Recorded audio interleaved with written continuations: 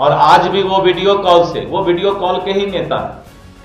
मैं उनके बारे में यही कह सकता हूं कि वो ट्विटर बॉय और वीडियो कॉल के नेता है। अच्छा है कि देश के अंदर से ही वीडियो कॉल कर रहे हैं, पता नहीं कल किस दिन वो विदेश जाकर वीडियो कॉल करेंगे। ये भी बीपीएससी के छात्रों को समझना होगा कि उनको कोई भी न्याय अगर मिल सकता है तो वो सरकार ही दे सकती है। तेजस्वी यादव तो आज यहाँ है, पता नहीं कल कहां विदेश निकल जाएंगे। नमस्कार, आप देखना शुरू कर चुके हैं लाइव सिटीज को। मेरा अभिषेक है। बीपीएससी पीटी यानी कि प्रारंभिक परीक्षा 13 दिसंबर को ली गई थी, लेकिन पटना के बापू परीक्षा भवन में इस परीक्षा को रद्द कर दिया गया था। हंगामा हुआ था, जिसके बाद छात्रों की मांग है कि दोबारा पूरे बिहार में परीक्षा हो और एक बार फिर परीक्षा ली जाए, जिसको लेकर गर्दनीबाग में छात्र डटे हुए हैं, आंदोलन कर रहे हैं। ऐसे में तमाम जो है इसको लेकर सियासत भी तेज हो गई। तेजस्वी यादव ने देर रात वीडियो कॉल कर छात्रों को आश्वासन दिया है कि उनके साथ खड़े हैं और आगे आंदोलन भी करेंगे। लेकिन दिलीप जायसवाल ने बड़ी बात कही है। बीपीएससी छात्रों को समझना चाहिए, तेजस्वी यादव आज यहाँ हैं, कल कहाँ रहेंगे। तेजस्वी यादव ट्विटर के नेता हैं, वीडियो कॉल के नेता हैं। अच्छी बात है कि इस बार देश से वीडियो कॉल की है, नहीं तो विदेश से भी वीडियो कॉल करते। और बीपीएससी छात्रों को लेकर साफ साफ कहा है, सरकार ही उन्हें न्याय दे सकती है, सरकार ही उन्हें न्याय देगी। तो बड़ी बात कही है, मतलब सरकार बड़ा फैसला ले सकती है। साथ ही साथ राहुल गांधी को लेकर भी कई बातों को कहा है। राहुल गांधी ने जिस तरीके से कल जो आरोप लगे हैं, उन्होंने साफ साफ कहा है राहुल गांधी जेल के भीतर भी होंगे। तो कई सारी बातों को भी कहा है। साथ ही साथ बिहार में बीजेपी के कई कार्यक्रम आयोजित किए जाएंगे, उस बारे में भी जानकारी दी है। क्या कुछ कह रहे हैं दिलीप जायसवाल, पहले आप वो सुनिए।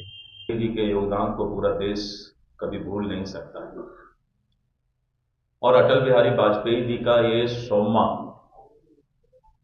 जन्म जयंती मनाया जा रहा है और 100 वर्ष पूरा होने के लिए इस कारण पार्टी ने ये फैसला लिया है कि हम सुशासन दिवस के रूप में अटल जी के जयंती को 1 वर्ष तक लगातार विभिन्न कार्यक्रम के माध्यम से मनाएंगे और पूरे देश में भारतीय जनता पार्टी और भारतीय जनता पार्टी एनडीए की जहां सरकार है, पूरे देश के अंदर 1 वर्ष तक इस सुशासन दिवस को विभिन्न कार्यक्रमों के माध्यम से मनाएगी।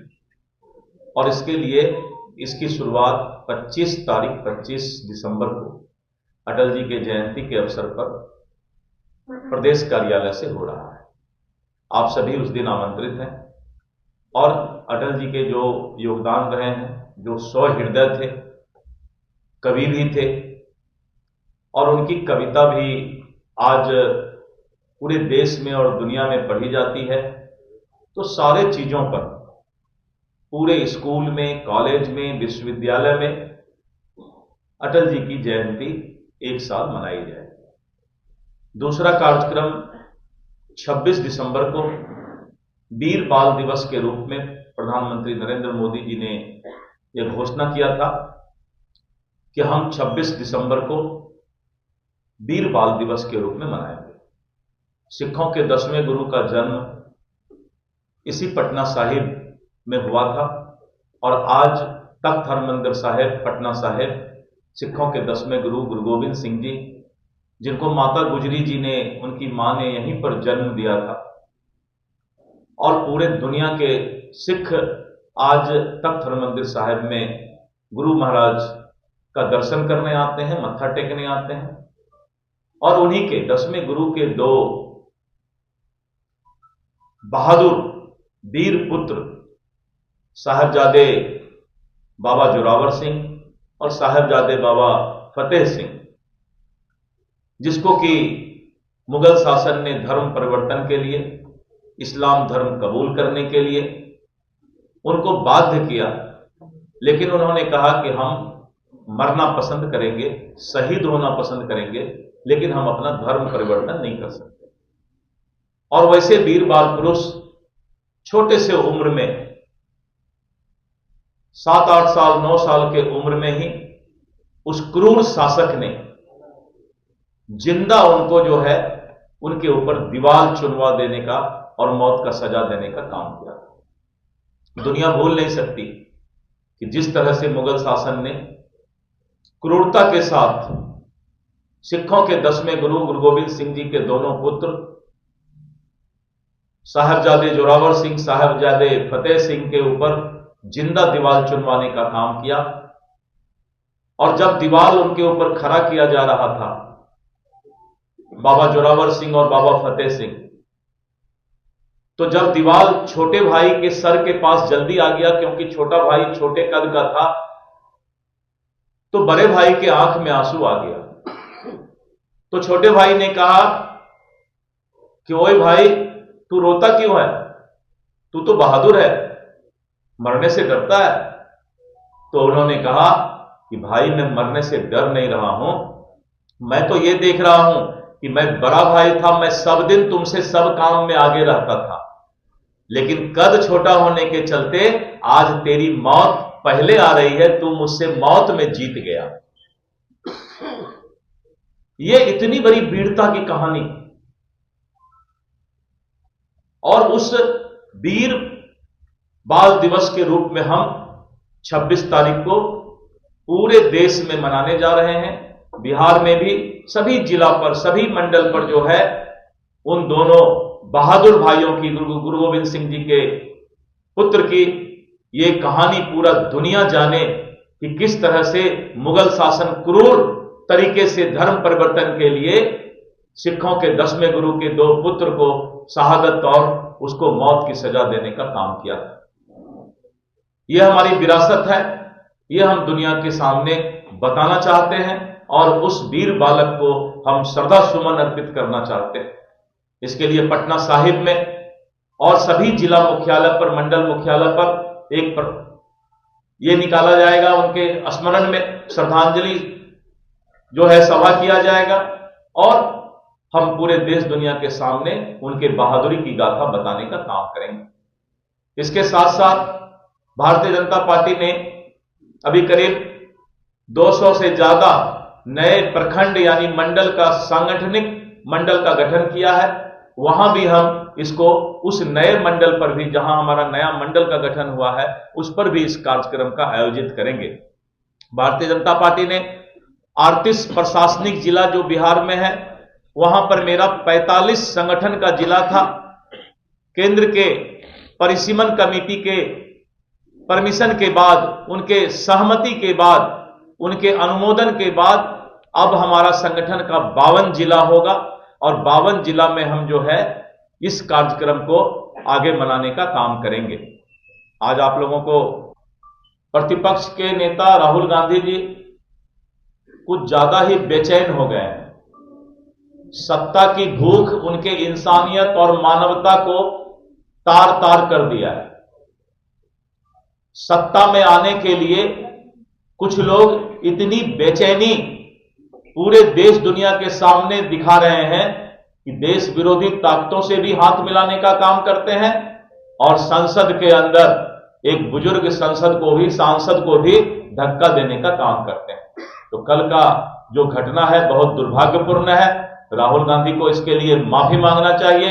यह शर्मनाक घटना उन्होंने संसद के अंदर किया है और उनके ऊपर दिल्ली थाने में जो है केस भी हुआ है और मुझे पूरा विश्वास है कि उनको कानून जरूर सजा देगी और वो जेल के सलाखे के अंदर होंगे। अगर कोई कोर्ट में मामला लंबित है और कोर्ट ने किसी तरह का डायरेक्शन दिया है, उस पर स्टे किया है, इंजेक्शन लगाया है, तो अगर स्टे या इंजेक्शन होगा तो उस पर कोई कार्रवाई राजस्व विभाग के अधिकारी नहीं कर सकते हैं। इस तरह के कुछ मामले बिहार में आए हैं कि कोर्ट में मामला लंबित होने के बाद भी कुछ जगह इस तरह का काम कर दिया गया है, दाखिल खारिज किया गया है। हमने ऐसे अंचल अधिकारी और अन्य पदाधिकारियों पर कार्रवाई भी किया है, ये बहुत पहले की बात है। तो इसीलिए इन सब चीजों पर मेरी नजर पूरी तरह से है। सर, एक सवाल है, हाल के दिनों में कुख्यात बैंक लुटेरा अजय राय का एनकाउंटर हुआ है। बिहार में हम लगातार आपराधिक घटनाएं बढ़ रही हैं, आप किस तरह से देखते हैं एनकाउंटर? देखिए, मैं बताता हूं, कानून अपना काम करती है और कानून के सामने कोई भी अपराधी बचकर नहीं रह सकता है। और जो अपराध या अपराधी हैं बिहार के अंदर, उनके अंदर कानून का डर है।